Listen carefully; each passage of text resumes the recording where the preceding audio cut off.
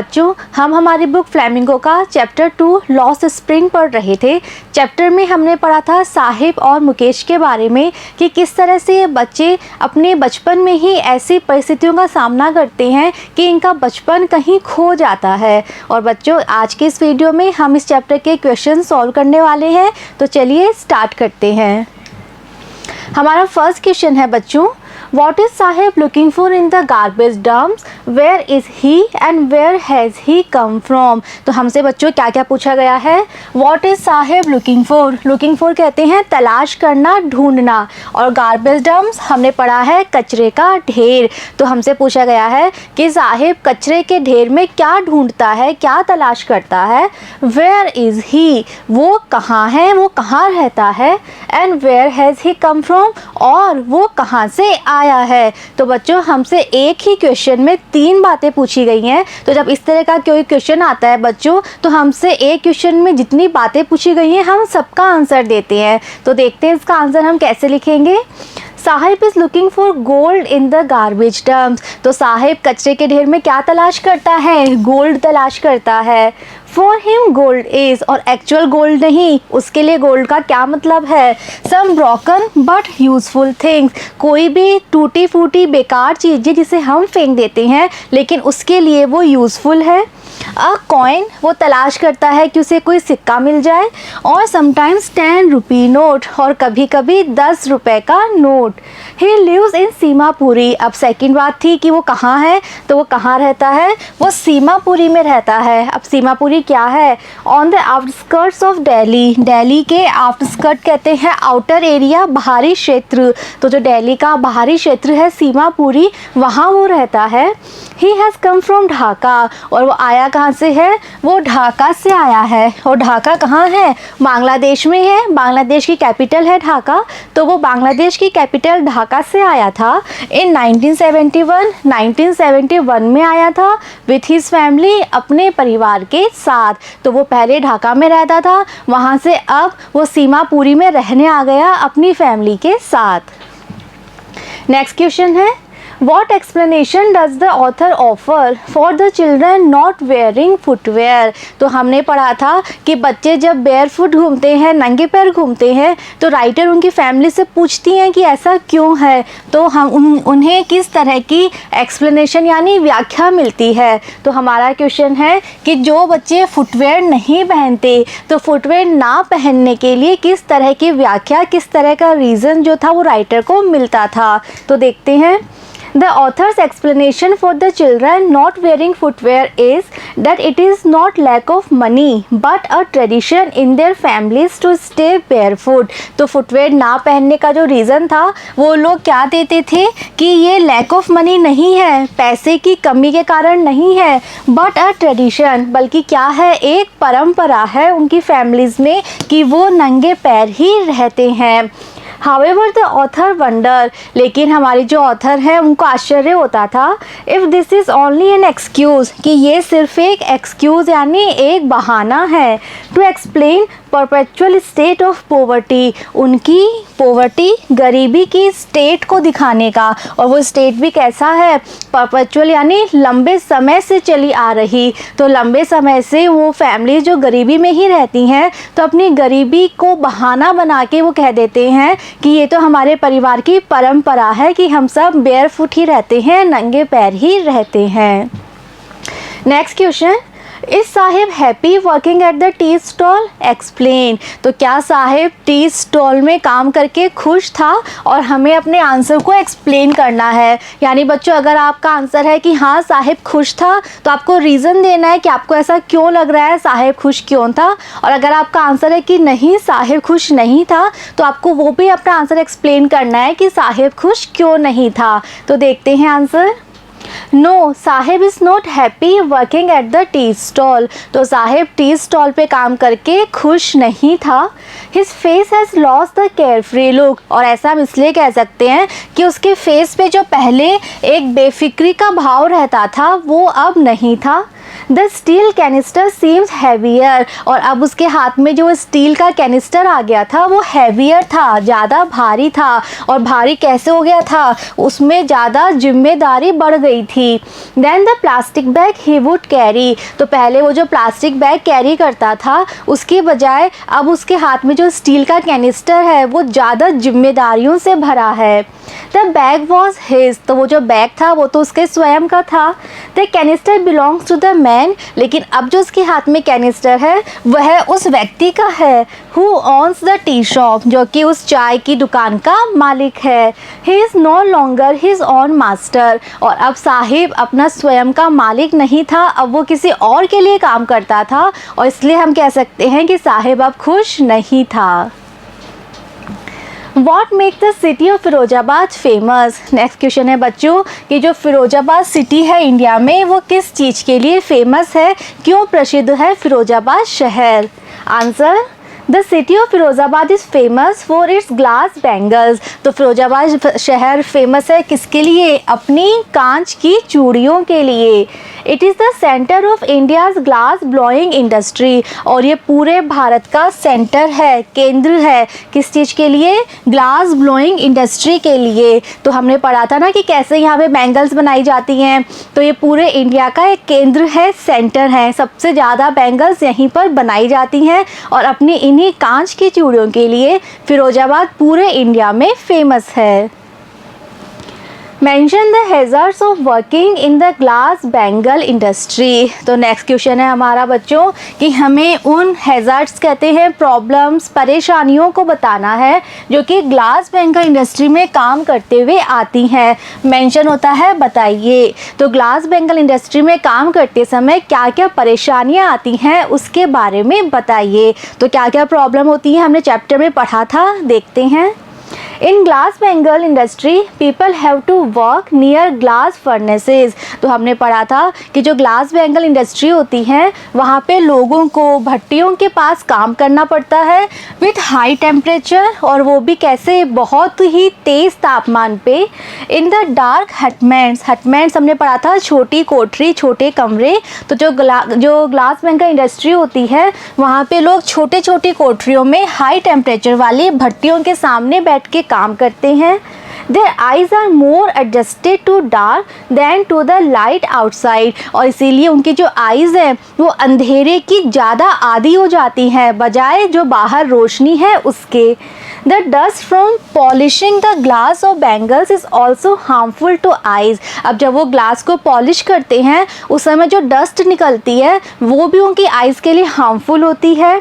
They often end up losing their eyesight, और इसीलिए क्या होता है, प्राय वे अपने आँखों की रोशनी खो देते हैं, प्राय वो अंधे हो जाते हैं। तो ये प्रॉब्लम्स होती हैं, जो लोग ग्लास बैंगल इंडस्ट्री में काम करते हैं उनकी आईसाइट चली जाती हैं, उनको पूरे दिन फर्नेसेस के सामने बैठना पड़ता है और उनकी आइज़ में पॉलिश की डस्ट भी जाती है, और इसीलिए जब तक वो बड़े होते हैं तब तक उनमें से काफ़ी लोग अंधे हो चुके होते हैं। तो ये सारी प्रॉब्लम्स वो फेस करते हैं।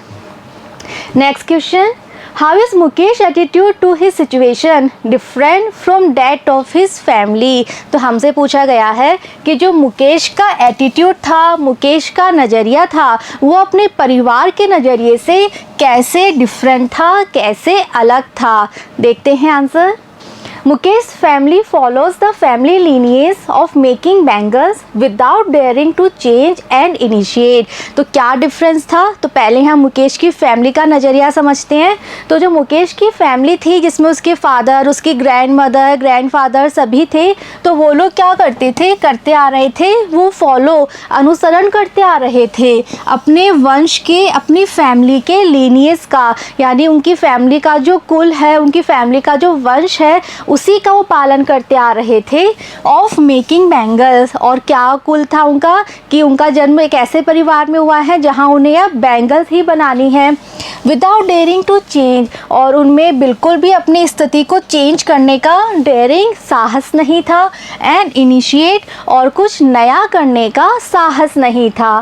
For them it is their destiny, और उन्होंने अपने इस जो उनकी समस्याएं थी, उनकी जो स्थिति थी, इससे उन्होंने अपना डेस्टिनी, अपना भाग्य मान लिया था।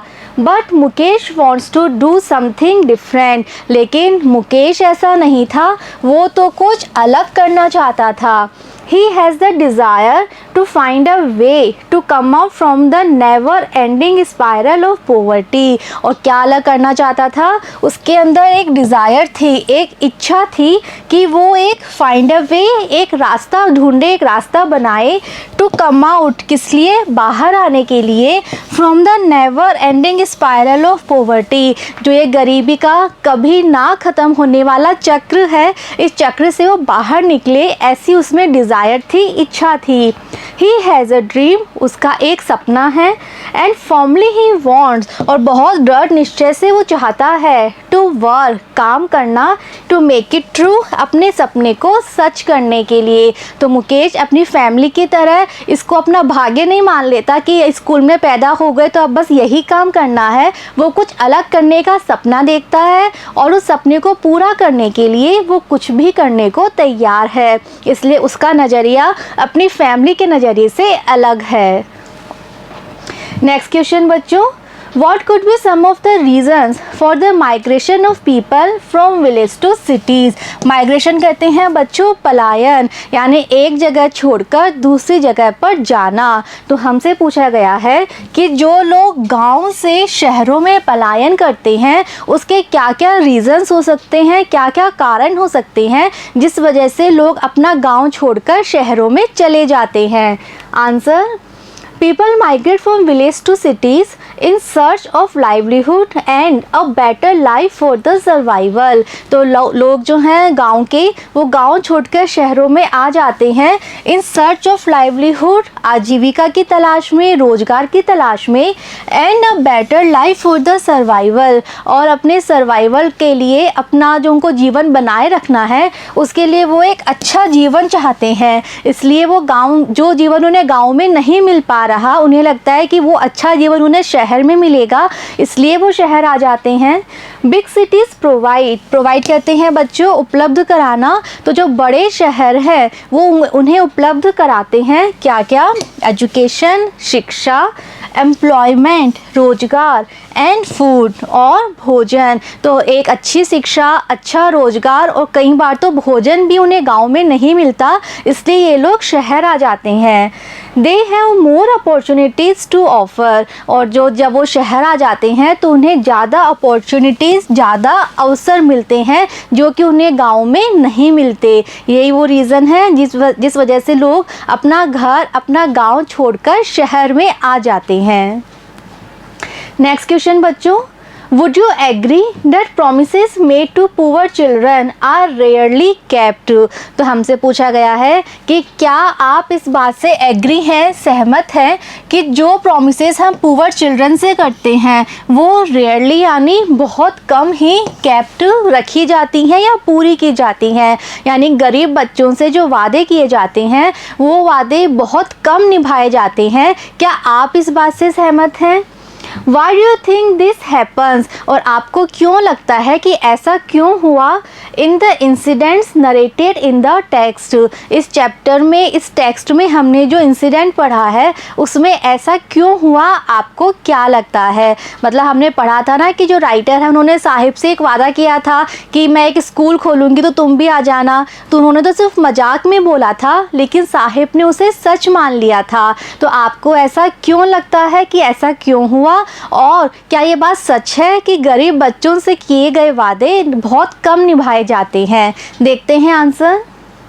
Yes, I agree that promises made to poor children are rarely kept। तो हमारा आंसर है कि हाँ, हम सच में इस बात से सहमत हैं कि जो गरीब बच्चों से वादे किए जाते हैं वो बहुत कम निभाए जाते हैं।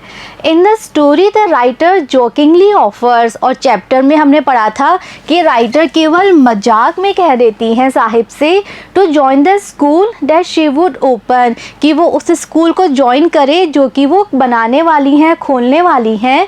In fact she does not meant to open a school, लेकिन वास्तव में उनका मेंट मतलब वो वास्तव में चाहती नहीं थी कि वो स्कूल बनाए, उन्होंने सिर्फ मजाक में ही बोल दिया था, उनका कोई इरादा नहीं था एक स्कूल बनाने का। मैनी सच होलो प्रोमिसेस, और इस तरह के अनेक होलो यानी खोखले वादे, व्यर्थ वादे कर दिए जाते हैं टू पुअर चिल्ड्रन, गरीब बच्चों से, एंड देन नॉट फुलफिल्ड, और फिर इस तरह के वादे फुलफिल पूरे नहीं किए जाते due to lack of sincerity, क्योंकि उन वादों में सिंसियरिटी की कमी होती है, यानी कि वो सिर्फ मजाक में कर दिए जाते हैं, उनमें एक सिंसियरिटी की, एक गंभीरता की कमी होती है, इसलिए इस तरह के वादे पूरे नहीं किए जाते। नेक्स्ट क्वेश्चन बच्चों, What forces conspire to keep the workers in the Bengal industry of Firozabad in poverty? तो फिरोजाबाद में जो बेंगल इंडस्ट्री के वर्कर्स हैं वो वर्कर्स पॉवर्टी में ही रहते हैं, गरीबी में ही रहते हैं। तो कौन कौन सी ऐसी फोर्सेस हैं जो कि इस चीज़ के लिए कॉन्स्पायर करती हैं, मेहनत करती हैं, एक प्लानिंग करती हैं कि यहाँ के जो वर्कर्स हैं वो गरीब ही रहें? तो कौन कौन सी ताकतें हैं जो ये प्लान करती हैं? Answer, Many forces conspire to keep the workers in the Bengal industry of Firozabad in poverty। तो ऐसी बहुत सारी ताकतें हैं जो कि जिनका यही प्लान होता है कि फिरोजाबाद के जो वर्कर्स हैं वो हमेशा गरीबी में ही रहें। These include, और इन फोर्सेस में कौन कौन इंक्लूड हैं? द साहूकार, वहाँ के साहूकार, साहूकार मतलब जो इन लोगों को रुपया देते हैं उधारी पर, वे लोग। द मिडिलमैन, जो मिडिलमैन का काम करते हैं। द पुलिसमैन, यहाँ तक कि पुलिसमैन भी शामिल हैं। द कीपर्स ऑफ लॉ, जो कानून के रखवाले हैं वे। द ब्यूरोक्रेट्स, जो यहाँ के ब्यूरोक्रेट्स यानी सरकारी अधिकारी हैं। द पॉलिटिशियंस, और यहाँ तक कि राजनेता। तो ये सारे लोग उन फोर्सेस में इंक्लूड हैं, शामिल हैं। टुगेदर दे हैव इम्पोज, और ये सारे लोग एक साथ मिलके क्या करते हैं? इम्पोज यानी ज़बरदस्ती लाद देते हैं। द बैगेज, बोझ, किस पर? ऑन द चाइल्ड, बच्चे पर, यानी कि सारे लोग मिलकर बच्चे को बाध्य कर देते हैं। That he can not put down, और फिर वो जो बोझ होता है उस बोझ को वो बच्चा उतार ही नहीं पाता। And the spiral of poverty keeps moving endlessly, और फिर जो गरीबी का चक्र है ये चलता रहता है एंडलेसली, बिना रुके, और जनरेशन आफ्टर जनरेशन यहाँ के लोग उन्हीं स्थितियों में रह जाते हैं, उसी गरीबी को ये लोग देखते रहते हैं। तो बच्चों, हमने इस चैप्टर के क्वेश्चंस भी कंप्लीट कर लिए हैं। आई होप आपको चैप्टर और ये सारे क्वेश्चन आंसर्स अच्छे से समझ आए हैं। नेक्स्ट वीडियो में हम स्टार्ट करेंगे हमारी बुक का next chapter. See you in the next video. Thank you.